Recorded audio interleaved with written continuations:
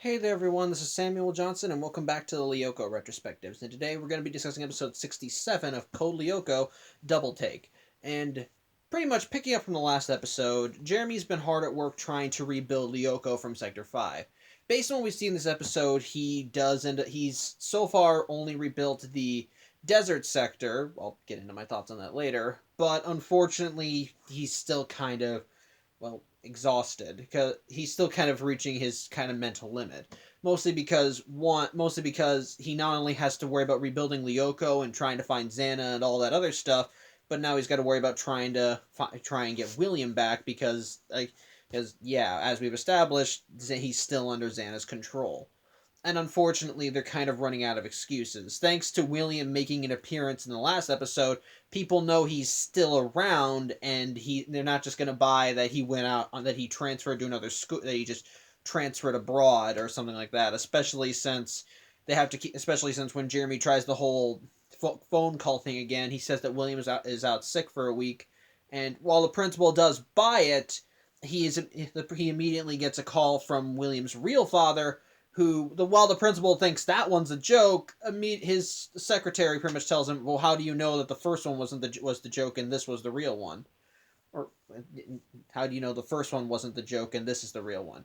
So pretty much they're just they're essentially on a time crunch. So as a result, the group is pretty much put under pressure. More specifically, Jeremy is, and Jeremy realizes that he needs to be able to find a way to free William from XANA's control by any means necessary. Unfortunately though, he's still got his daily routine to get through, and people are going to ask questions. He's kind of on a time crunch. So he finds a solution.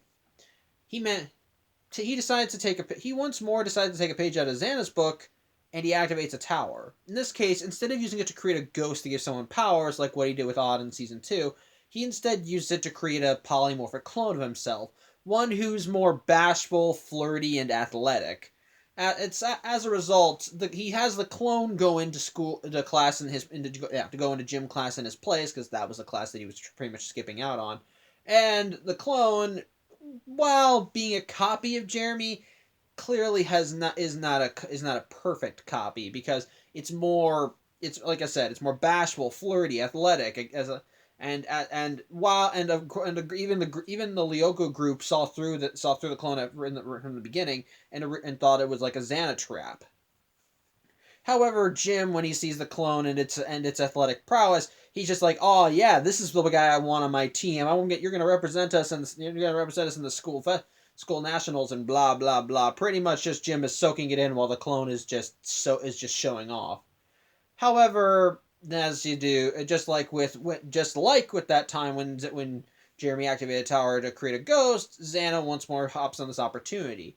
He has William and three tarantulas go to the activated tower, and he tries to hijack it. As a result, Jeremy and XANA kind of get into a tug of war with the tower, with XANA exerting control at certain points and causing the clone to try and attack Odd and Ulrich, or also Aelita, but mostly Odd and Ulrich, or Jeremy manages to beef up the defenses so that the clone is back to normal. Bottom line, though, Jeremy knows that this isn't probably going to end up being a losing battle, so he manages to tell the group. He pretty much manages to tell the group, "I need you to come to the factory right now and help me deal with this." As such, Ulrich and Aelita go to the factory while Odd stays behind to deal with the clone, and after one incident when XANA managed to get control of it, Odd manages to trick Jim into letting him take the clone, wherein he throws him into a broom closet and tries to lock him in, but XANA manages to re-exert control of it again and has it break out. However, instead of directly attacking Odd, although it does try that, it actually ends up leaving the school, and Odd assumes correctly that it's making a beeline to the factory to try and kill the real Jeremy. As such, Ulrich and Aelita managed to make it there, and they managed to call Yumi, and she managed to get out of class so that she can help them. And as such, they go to the desert sector to try and fend off William and the tarantulas and deactivate the tower. However, it turns out that Jeremy has actually been a bit more busy on Lyoko. Has been a bit more busy. He's not only been rebuilding Lyoko and trying to find a way to free William, but he's actually given the group some upgrades, as when Aelita, Ulrich, and Yumi end up on Lyoko, their outfits are now different. Instead of their regular outfits, they're now wearing full body suits. Like there's still elements of their original outfits in there, but there's also clear upgrades. For example, now Ulrich has 2 katanas instead of just one. Yumi's got these little things on her forehead that we learn in a later episode not telepathy. I want to say or telekinesis, yeah. And as we see later, Alita's got wings. I'm not kidding. She can now fly. She can now fly on Lyoko, which, considering that XANA wants to throw her into the Digital Sea, is probably a good thing. As such, the three end up rushing to the tower, and we end up getting a bit of a standoff. End up pretty much getting our usual Lyoko fare, as the group one by one starts taking out the tarantulas. William is with William on the and with William acting as the leader, and kind of just fighting them and fending off, and even managing to one shot Ulrich even when he does triplicate, which I think is weird, but whatever. And ultimately, the clone does manage to make it to the factory, and despite Jeremy and Odd's best efforts, it does manage to get into the lab. But thankfully, they managed to. Thankfully, Aelita managed to deactivate the tower before anything can go wrong, or before it can kill them. Unfortunately, the damage to the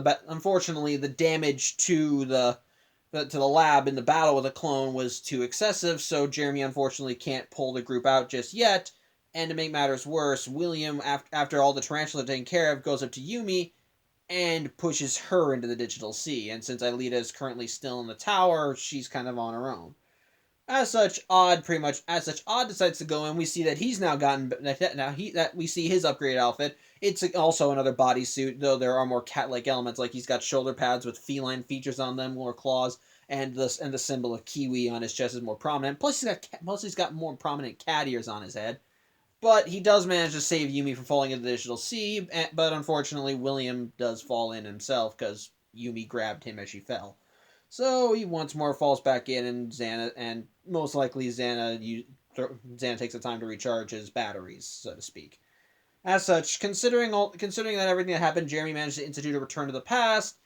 But even with all the extra time Jeremy had, he unfortunately can't think of a way to free William, or at least not at the moment. If he will, he doesn't say that he can't do it.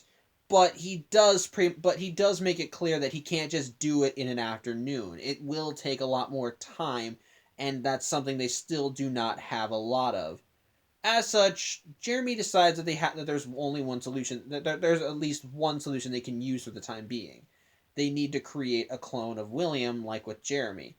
Of course, the group realizes that this is probably risky, considering that 1, the Jeremy clone wasn't a 1-to-1 copy, and 2, XANA was able to hijack the tower that they used, but at this point it's the only solution they have, since Jeremy can't free William right away. As such, they do end up doing this, and the episode ends with the group at school, and as they're all just kind of sitting on the sidelines while Yumi and the William clone come out of class. And at first it looks like it looks like a dead ringer for William. But when the principal goes up to talk to William and say, "Oh, I heard you were sick. Like, I'm glad you're doing better," the clone is clearly a bit more goofy. It's like, yeah, is there anything else wrong with me? It's clear that he's just not all there. So yeah, they're still on thin ice, and it's going to take a while before the process is perfected. And yeah, it's still kind of it's just pretty much just know that they've got to hurry this up. So. Overall, I think this episode was alright. If it wasn't for certain aspects of the episode, I would call this one another filler. But there are important parts of the episode that do kind of help continue establishing just what the season is about. For example, we see this episode continues showcasing William on Lyoko as an active force, and just how much of a threat he actually can be to the Lyoko warriors, as he's still very powerful and still manages to find ways to combat them. Also, on top of that, since William acts as kind of the avatar to XANA on Lyoko, something I noticed in this episode is that we get to actually see more of XANA's more inhuman characteristics. Like I said, one of the things that I was afraid of whenever Xana possessed someone was was taking away the faceless aspect of him. But they managed to find. But as I said in those other times, they managed to supplement it by showcasing that the personality he does have is cold, ruthless, and cruel. And based on the small snippets we see with William on Lyoko, it kind of feels like that same way, as he's more angry and more angry, yelling, and when he's actually commanding the tarantulas, it's more like an angry commander just telling them, "Go! Go! Stand guard!" Just pretty much just being a very more ruthless leader, so to speak. So, again, I like that, and I guess there's also kind of a creepy moment too. Like I said, William winds up pushing Yumi in, but before he does that, he instead holds his hand up to her and rubs it against the side of her face. It is like super creepy, and you could make this could feed back into the argument that Xana and William that this type of the possession that Xana is exhibiting on William right now is different than the usual possession, since William did have a thing for Yumi before he became a Lyoko warrior / got possessed by Xana. So seeing him do that could be a bit of William mixing in with the creepiness of Xana. It's just it's just gross. It's weird and creepy, and it gives me the chills. On top of that, this episode further showcases just what the group is going to do until they can free William by creating the cloning process. I admit, so yeah, that further showcases that, and on top of that, the episode also showcases that at least one sector has been rebuilt, and what's going to happen to the group with now that Xana has continued raising the stakes. And as we do, the group has found ways to get around, has gotten more upgrades. Again, in from an upgrade from season 1, Aelita can now leave Lyoko as she pleases. Season 3, now that Aelita is complete, she now has her own set of offensive abilities on Lyoko. Now in season 4, everyone gets an upgrade. Their suits are now more than just regular suits. They're now full body suits with enhancements to their own abilities they have on Lyoko, plus granting them new ones, as we saw with Aelita and her wings. We see that they are getting stronger, which kind of makes me, when I watch it, I kind of think that it's kind of a similar case to William, because as we saw at the end of the last season, when William went on Lyoko, the outfit he had was different from the one that he got when he was being controlled by Xana. As his outfit before was like a white shirt on with black pants. Now it's just full black with a Xana symbol, and some red accents. So you can make the argument that William being possessed by Xana was his upgrade, so to speak. But yeah, it further showcases just how the group is continuing to develop with the new changes in status quo, and how they're recovering from their loss in the last season, and how they're trying to improve so it doesn't happen again. It also helps that you can kind of tell that Jeremy has kind of tweaked some of the sectors, because the tower that we saw in the desert sector here, I don't think we've seen that before in other seasons, because this one was like at the bottom of a ravine, like in previous episodes, like in a tower we saw in previous episodes. But this time it's on like a floating island, with the only thing connecting it to the greater part, so it being like a single vein that's connecting it to like the rest of Sector 5. That's connecting the tower to Sector 5.